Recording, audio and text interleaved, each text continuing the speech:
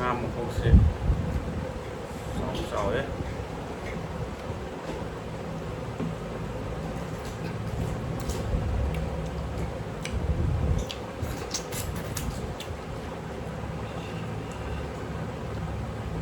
เอาแล้วกันนะยามเรางาชิมมาพกเสียไว้นะคุ้มนัดหงยามเผาตั้งไกลตัวเนาะงานเกี่ยวกับมุกดำตรงวันพวกซ้อนจอดนะ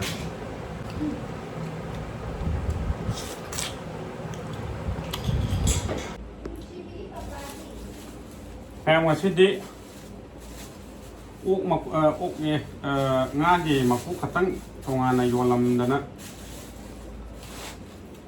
เลยมาคุกหงเงี้ยตัวมาคุกขัดตั้งนี่มาคุกนี่ขัดเลย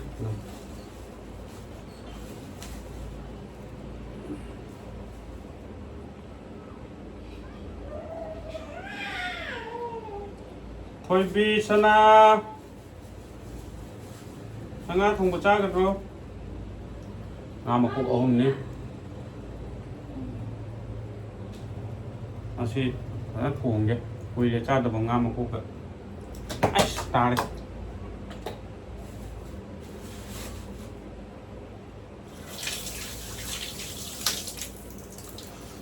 มาดูมาเชื่อแกโน้ตตัวเดียวถอยไงได้ไม่ได้บ่พุ่มน่ะต้องพุงทั้ง30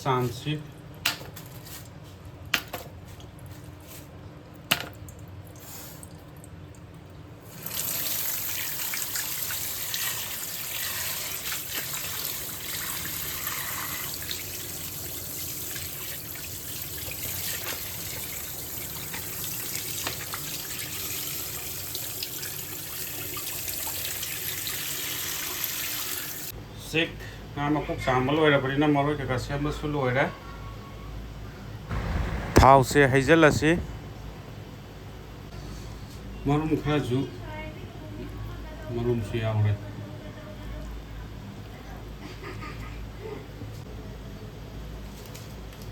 เจ้าหน้าที่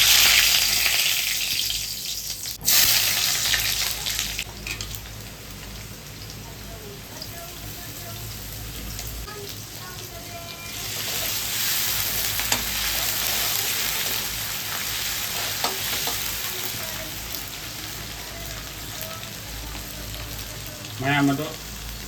ที่งานมาคุกผูกพุทธจิตะที่ดรัมสติ๊กส์ที่จะหับใจกันอย่างมาหาวะอะไรที่อย่างมากุดหาวะชาดะอย่างมาให้หายตัวเนี่ย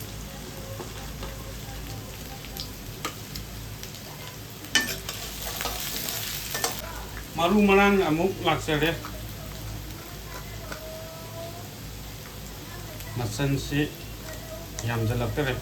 ไปเกี่ยวมันได้เลย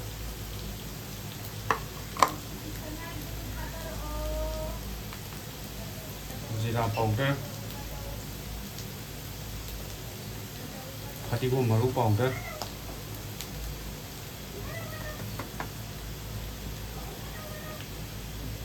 มองมาสุกนะครับแล้วก็ปลากระหับสิหิ้งอยู่สิละมาหัวสิไม่ใช่ก็หิ้งเยอะมันกันดิแม่งานนี่สิเลยจะเลยงานมาลุ่มเดียวเลยมาลุ่มแค่สิเลยมาโคขับซะเลยสิ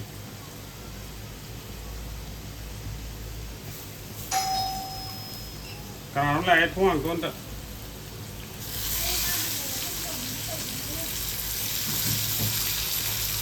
ไอ้คน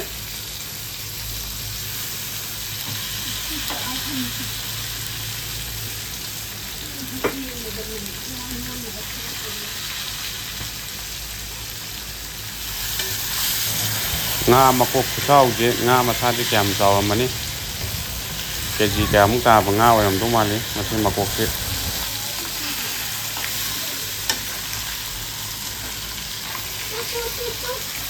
ใกล้ๆจะเลยเหรอ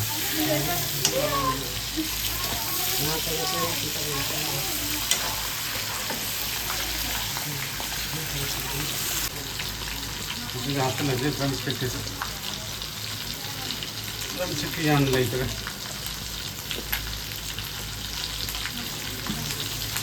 ꯀꯥꯏ ꯆꯠꯂꯤꯅꯣ ꯁꯣꯐꯤꯌꯥ ꯀꯥꯏ ꯋꯥꯏꯗ ꯃꯅꯨꯡꯒꯤꯗ ꯀꯌꯥꯝ ꯊꯤꯜꯂꯛꯀꯦ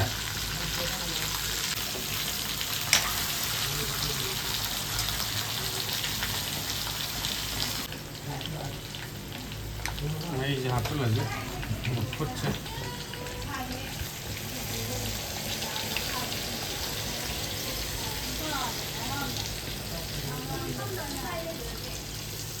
ꯁꯤꯗ ꯂꯩꯌꯦ ꯑꯩꯅ ꯄꯥꯏꯔꯤ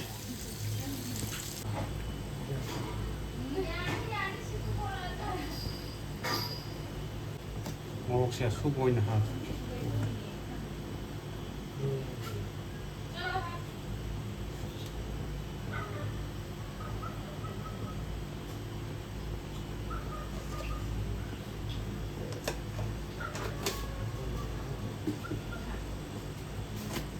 ꯊꯨꯝꯗꯣ ꯍꯥꯞꯆꯤꯜꯍꯧꯕ ꯌꯥꯏꯅꯦ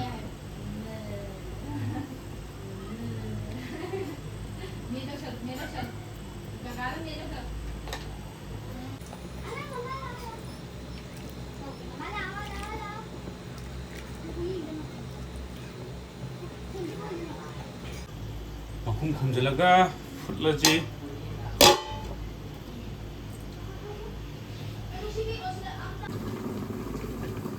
ꯀꯔꯝꯕ ꯐꯤꯕꯝꯗ ꯂꯩꯔꯤ ꯉꯥ ꯃꯀꯣꯛ ꯊꯣꯡꯕ ꯐꯨꯠꯄꯁꯤ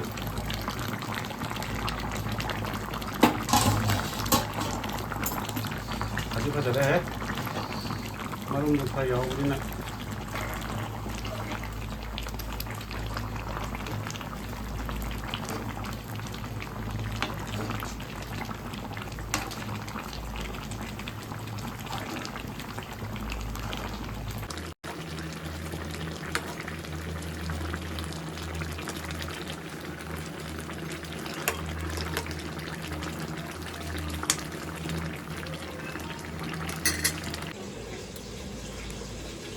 ꯃꯌꯥꯝ ꯊꯣꯡꯕꯁꯦ ꯂꯣꯏꯁꯜꯂꯛꯑꯦ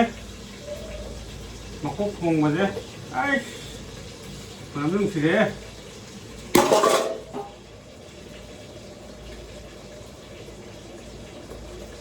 ꯐꯖꯔꯦ 또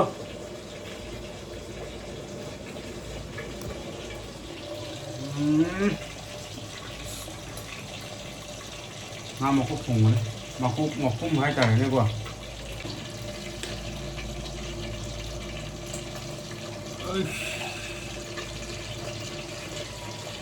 ꯍꯥꯏ ꯃꯁꯤꯗꯤ ꯍꯥꯎꯔꯅꯤ ꯐꯖꯅ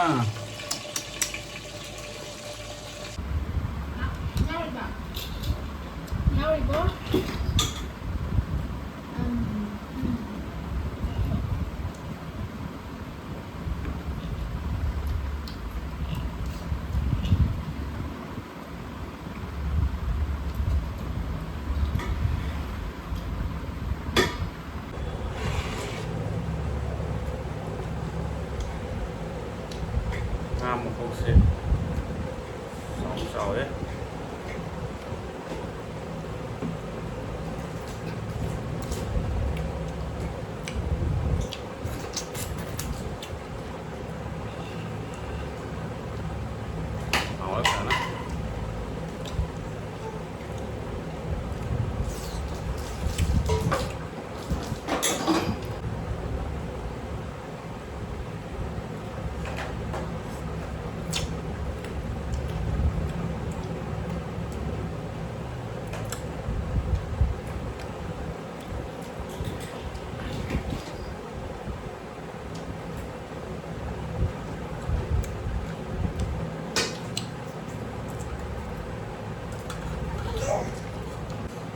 ꯌꯥꯝꯅ ꯉꯥ ꯁꯤ ꯃꯀꯣꯛꯁꯦ ꯁꯨꯃꯥꯏꯅ ꯄꯨꯟꯅ ꯊꯣꯡꯕꯁꯦ ꯌꯥꯝ ꯍꯥꯎꯋꯦ ꯑꯃꯨꯛꯇꯪ ꯇ꯭ꯔꯥꯏ ꯇꯧꯕꯤꯌꯨ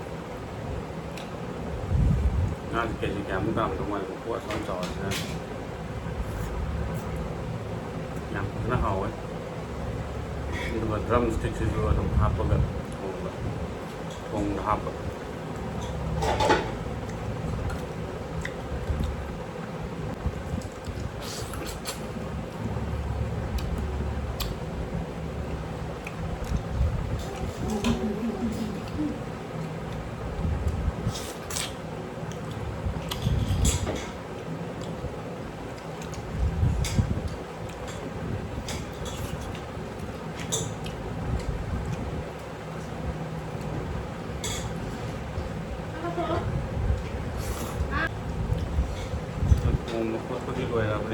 ꯆꯥꯕꯁꯨ ꯍꯧꯖꯤꯜꯂꯦ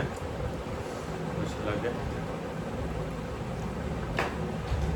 ꯍꯥꯎꯅꯕ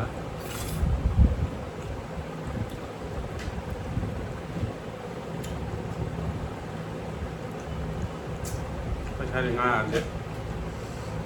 ꯑꯁꯦꯡꯕ ꯃꯀꯣꯛ ꯉꯥꯛꯇꯗꯤ ꯌꯣꯜꯂꯦ